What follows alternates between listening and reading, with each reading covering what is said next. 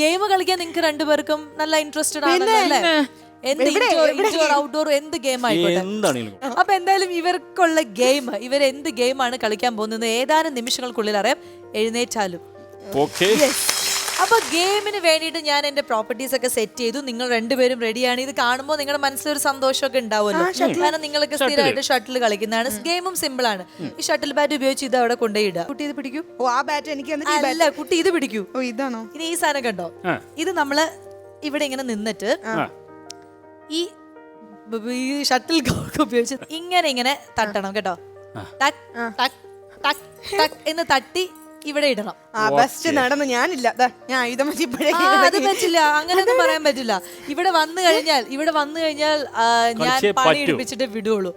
അല്ലാണ്ട് ഞാൻ ഇവിടെ വിടില്ല. ഇവിടെ പൂട്ടിയിടും ഞങ്ങള്. അല്ല, നമുക്ക് പ്രാക്ടീസ് ചെയ്യാൻ കുറച്ച് ടൈം കിട്ടും. പ്രാക്ടീസ് ചെയ്യാനൊന്നും സമയമില്ല. നമ്മൾ ഇപ്പൊ റെഡി പറഞ്ഞു കഴിഞ്ഞാൽ ഇപ്പൊ മ്യൂസിക് വീഴും. മ്യൂസിക് വീഴുമ്പോൾ നിങ്ങൾ ആദ്യം കളിക്കണമെന്ന് മാത്രം തീരുമാനിച്ചു.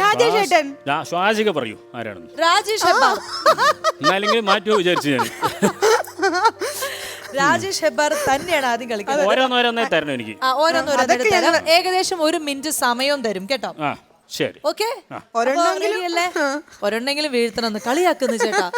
അത് പറഞ്ഞപ്പോ എനിക്ക് ടെൻഷനായി. ഇപ്പോ പ്രഷറിലാക്കുകയാണ്. അപ്പൊ മ്യൂസിക്.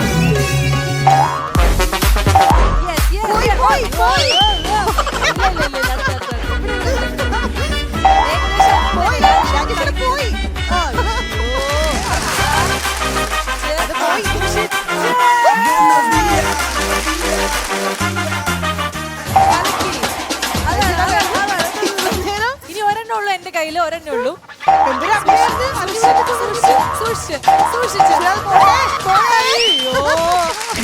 അവസാനം രാജേഷിന്റെ ജീവൻ ഇതിലാണ്, ജീവിതവും.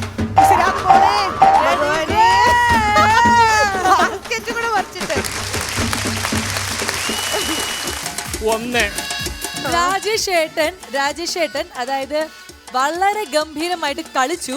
പക്ഷെ ഒന്നേ വീഴുള്ളൂ. ഇപ്പൊ കണ്ടോ, ഇപ്പൊ 36 സെക്കൻഡ്സില് ഒരെണ്ണം വീഴ്ത്തിച്ചു. വലിയൊരു കാര്യം തന്നെയാണ്. അത്ര എളുപ്പമുള്ള ഒരു ഗെയിം അല്ല. നിങ്ങൾ വീട്ടിലൊന്ന് കളിച്ചു നോക്കണം, അപ്പൊ നിങ്ങൾക്ക് മനസ്സിലാവും. ഇനി ഈ കുട്ടി എന്ത് ചെയ്യും? എന്റെ ഭാഗത്ത് നിന്ന് അങ്ങനെ നീതി നിങ്ങൾ പ്രതീക്ഷിക്കരുത്.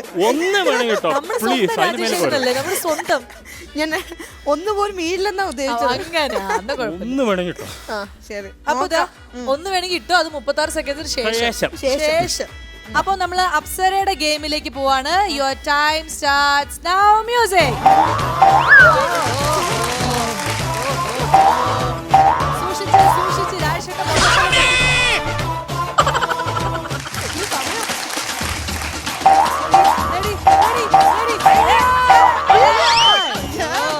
ബാസ്കറ്റ് മറക്കാനല്ല പറഞ്ഞത്. ഇനി ഒരെണ്ണുള്ളൂ എന്റെ കയ്യില്. പറഞ്ഞില്ല, കേട്ടില്ല. അപ്പുറത്തെ പപ്പനാവന്റെ പറമ്പിലേക്കാ പോയത്.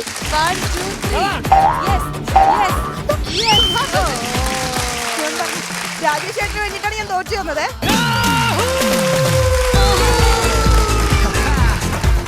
രാജേഷ് ചേട്ടനോട് ഇത്രയും സ്നേഹമുള്ള ഒരു കുട്ടിയാണ് കൂടെ കൊണ്ടുവന്നതെന്ന് ഞാൻ അറിഞ്ഞില്ല. പിന്നെ ഞാൻ സ്ഥിരം വീട്ടിൽ കളിക്കുന്നതല്ലേ. മാനം കാത്തു. 31 സെക്കൻഡിൽ ഒന്നും വീഴ്ത്തില്ല. 36 സെക്കൻഡ്സില് ഒരെണ്ണം നമ്മുടെ ബാസ്കറ്റിൽ വീഴ്ത്തി. ഈ ഗെയിമിന്റെ വിജയിയെ ഞാൻ പ്രഖ്യാപിച്ചിരിക്കുന്നത് മിസ്റ്റർ രാജേഷ് ഹെബ്ബാർ. സമ്മാനമില്ല കേട്ടോ. പക്ഷെ സമ്മാനമല്ലല്ലോ രാജേഷേട്ടാ. ഈ സമ്മാനമൊക്കെ എന്നാ ഉണ്ടായത്? അത് ഇന്ന് വരും, നാളെ പോകും. നമുക്ക് സമ്മാനമല്ല വലുത്.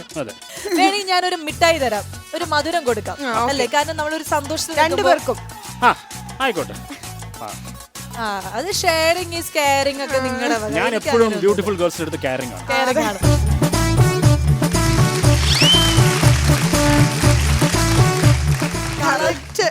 എന്റെ മുട്ടത്തല പോലെ ഉണ്ടല്ലേ. അതെ, എനിക്ക് മുടി പോലും വരാത്ത കൊച്ചു കുട്ടിയാണ് ഞാൻ. അതുകൊണ്ട് ഇത്ര ചെറിയ പിഞ്ചു മനസ്സെന്ന് പറഞ്ഞ് നമ്മള് പുകഴ്ത്തിയല്ലോ. അപ്പൊ പിഞ്ചു മനസ്സിന് എപ്പോഴും ഇഷ്ടം എന്താ?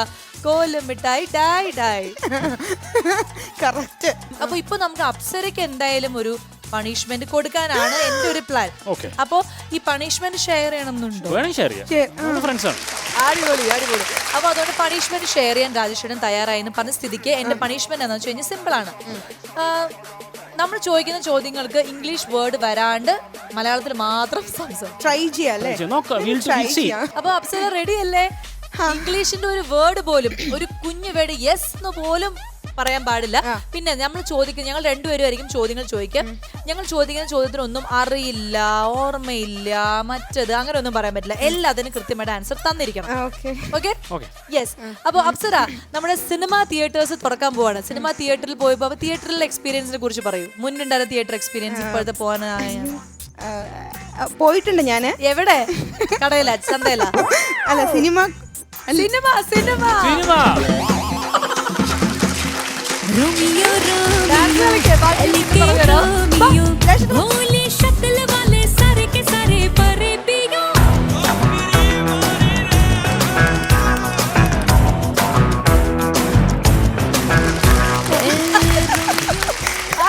ആൻസർ തെറ്റിച്ചാൽ തോറ്റോളൂ. ഇടയ്ക്ക് ഡാൻസ് കാണാലോ.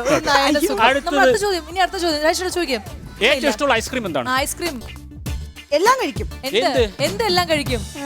മാങ്ങയുടെ മാങ്ങയുടെ ഐസ്ക്രീം, മാങ്ങയുടെ രുചിയുള്ള ആഹാരം.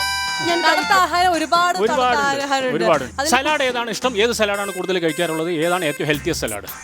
പച്ചക്കറികളെല്ലാം കൂടി മുറിച്ച് വെച്ച ഈ മിശ്രിതം ഞാൻ കഴിക്കും. എല്ലാം കഴിക്കും. പക്ഷെ ഐസ്ക്രീം ഏത് കഴിക്കുന്ന അപ്പോഴും പറഞ്ഞിട്ടില്ല. അത് എനിക്ക് ഏറ്റവും ഇഷ്ടപ്പെട്ടത് മാങ്ങ, ചക്കപ്പഴത്തിന്റെ തണുത്ത ക്രീം.